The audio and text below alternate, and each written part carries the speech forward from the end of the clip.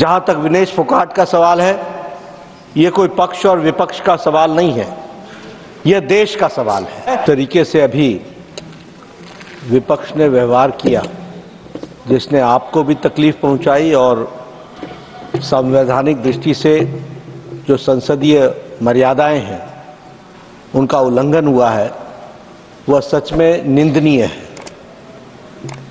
It is condemnable.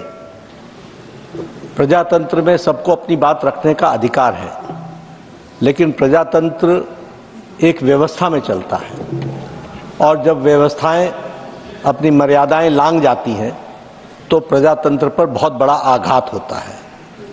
मैंने कल भी कहा था और मैं आज भी कहता हूं कि leading opposition party Indian national Congress और जिनकी एक संख्या के रूप में टीएमसी भी यहां पर विराजमान है विपक्ष के रूप में, जिस तरीके से उनका व्यवहार चेयर के प्रति रहा है वह कंडेमनेबल है। और जो लोग लंबे समय से संसदीय प्रणाली में कार्य करते रहे हैं उनके लिए ये एक प्रश्न आत्मचिंतन का है जो उन्हें करना चाहिए। जहां तक विनेश फोगाट का सवाल है, ये कोई पक्ष और विपक्ष का सवाल नहीं है, यह देश का सवाल है और सारा देश उनके साथ खड़ा है। ये भारतीय खेल को आगे बढ़ाने का विषय है जिसके साथ सब लोग भावनात्मक तरीके से जुड़े हुए हैं और भावनाओं के साथ विनेश के साथ खड़े हैं। और मैं ये कहना चाहता हूं कि कल प्रधानमंत्री जी ने कहा चैंपियंस ऑफ चैंपियन, और साथ में प्रधानमंत्री जी ने कहा कि सारा देश खड़ा है। मुझे लगता है, और मुझे ही नहीं लगता, सारे देश को लगता है कि ये आवाज प्रधानमंत्री की आवाज 140 करोड़ देशवासियों की आवाज है। दुर्भाग्य इस बात का है कि इसको भी हम पक्ष और विपक्ष में बांटने का प्रयास कर रहे हैं। मुझे लगता है कि शायद विपक्ष विषय विहीन हो चुका है, मुद्दा विहीन हो चुका है।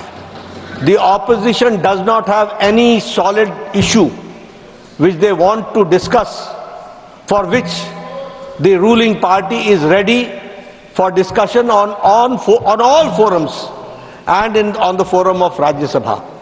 लेकिन जब सारा देश इस विनेश के साथ खड़ा है तो मुझे लगता है, और जो भी प्लेटफॉर्म्स थे और हैं उन सारे पर रिड्रेसल का प्रयास भारत की सरकार और खेल मंत्रालय और ओलंपिक एसोसिएशन के हमारे नुमाइंदों ने किया है। इस बात का मैं विश्वास दिलाना चाहता हूं। इसलिए भावनाओं पर कंट्रोल करना, भावनाओं को सीमित रखना और अपने विवेक से काम करना, यह इस समय की आवश्यकता है। मुझे लगता है, मैं आशा करता हूं कि विपक्ष अपनी भूमिका को इस दृष्टि से देखेगा। एक बार आपको जिस तरीके से आपके चेयर को आघात पहुंचा है, यह सच में निंदनीय है, ऐसा मैं कहना चाहूंगा।